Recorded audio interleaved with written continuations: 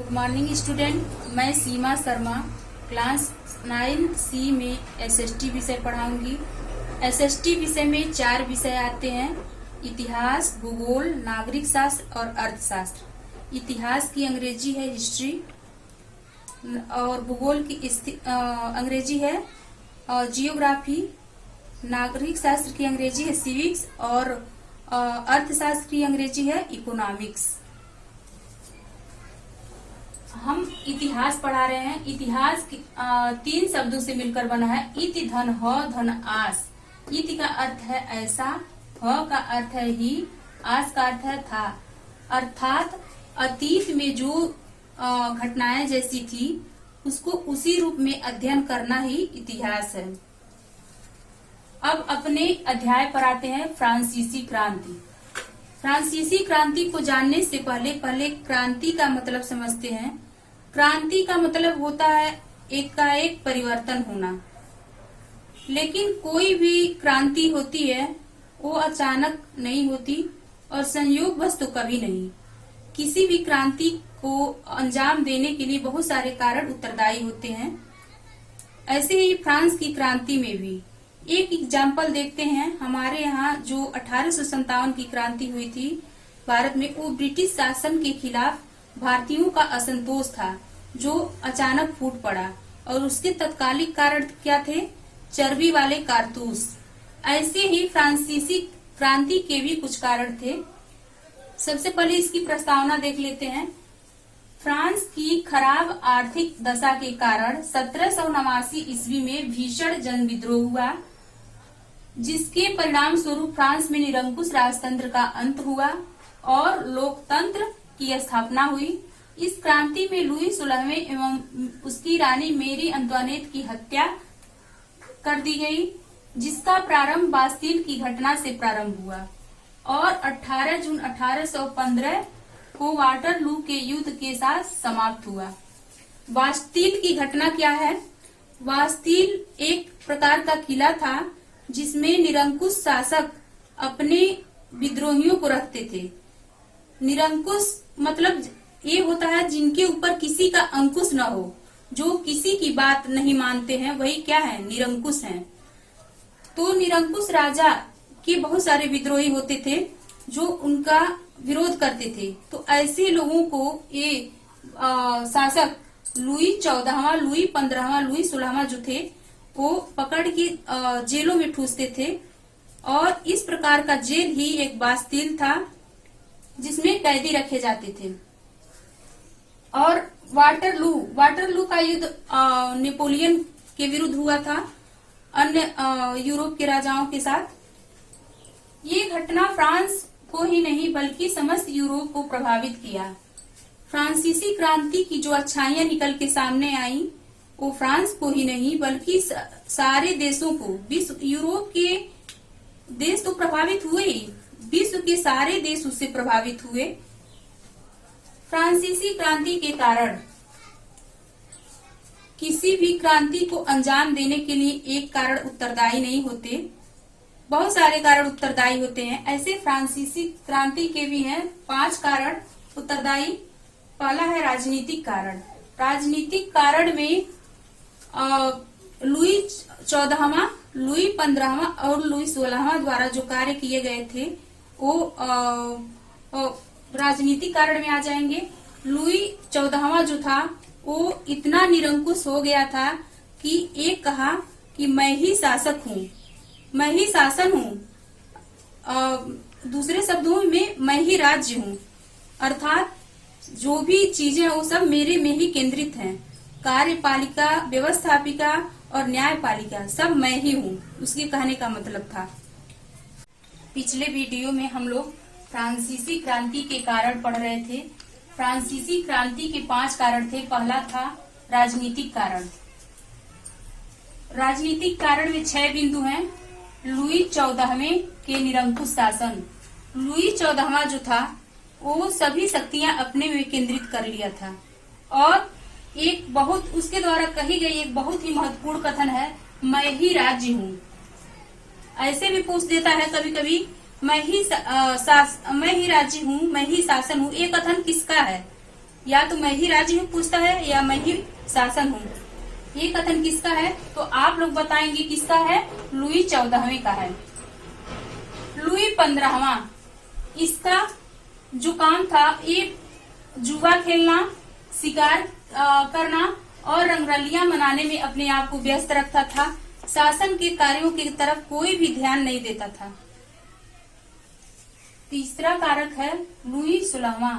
मेरी अंतवानेत जो थी राजनीति में बहुत ज्यादा हस्तक्षेप करती थी, जिसके कारण लुई 16वें का शासन भी दोषों से पूर्ण हो गया।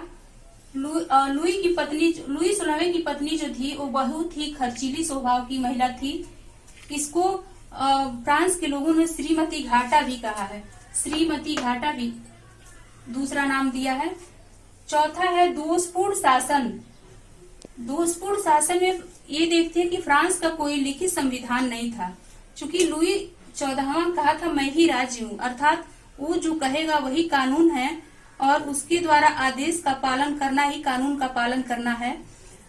तो फ्रांस का अगर कोई लिखित संविधान रहा होता तो शायद फ्रांसीसी क्रांति नहीं हुई होती, क्योंकि शासन उसी के हिसाब से चलता। और व्यवस्थापिका, कार्यपालिका, न्यायपालिका अलग अलग नहीं थे। अगर ये अलग अलग होते तो शासन भी सुचारू रूप से चलता। 5वां पॉइंट है फिजूल खर्ची। राज दरबार में नौकरों की भरमार थी। ऐसा कहा जाता है कि राज दरबार में 18,000 सेवक नियुक्त थे, जिसमें से 16,000 पूरे राजघराने में थे और 500 जो थे वो अकेले मेरी अंतवानेत की सेवा में समर्पित थे। 6वां अन्यायपूर्ण कार्य प्रणाली। पादरी और कुलीन कर नहीं देते थे, अर्थात समाज 3 वर्गों में बटा था। प्रथम वर्ग, मध्यम वर्ग और निम्न वर्ग। प्रथम वर्ग में कुलीन और पादरी आते थे जो कर नहीं देते थे। समाज के जो अन्य 2 स्टेट हैं जिसमें मध्यम वर्ग और निम्न वर्ग आते हैं, ये लोग ही कर देते थे। अब देखते हैं सामाजिक कारण। दूसरा है सामाजिक कारण। सामाजिक कारण में उच्च वर्ग की अलोकप्रियता। उच्च वर्ग कौन थे? पादरी और कुलीन, जो जनता में अलोकप्रिय थे। दूसरी बात है मध्यम वर्ग की महत्वाकांक्षा। मध्यम वर्ग में वकील, डॉक्टर यानी कि पढ़े लिखे लोग आते थे। पढ़े लिखे लोगों के मन में ये लालसा जगी कि राज दरबार में जो लोग हैं उनको इतना सम्मान मिल रहा है, हम लोग पढ़े लिखे हैं, हम लोगों को भी तो वही सम्मान मिलना चाहिए। इस तरह से इनकी मध्यम वर्ग की महत्वाकांक्षा भी फ्रांसीसी क्रांति को अंजाम देने में एक भूमिका निभाई।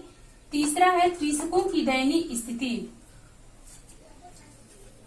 फ्रांस में कृषकों की स्थिति बहुत खराब थी। वे खेती तो करते थे लेकिन उनके तरफ कोई ध्यान नहीं दिया जाता था।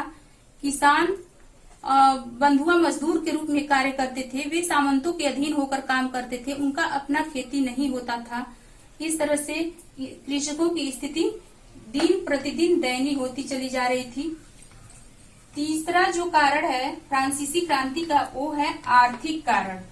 आर्थिक कारण का पहला बिंदु है दोषपूर्ण कृषि व्यवस्था।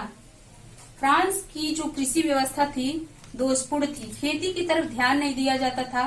किसानों की स्थिति दयनीय थी। खेत बंजर होते थे और उनके उपजाऊपन बढ़ाने के लिए सरकार कोई कदम नहीं उठाती थी। दूसरा है निर्धनता तथा महंगाई। फ्रांस में राज दरबार में इतना शानो शौकत था, उस शानो शौकत को बनाए रखने के लिए बहुत ज्यादा पैसा खर्च करना पड़ता था और इस वजह से जनता निर्धन होती जा रही थी, क्योंकि उसे अधिक कर चुकाना पड़ता था और अधिक कर देने की वजह से जनता निर्धन होती गई और महंगाई बढ़ती चली गई।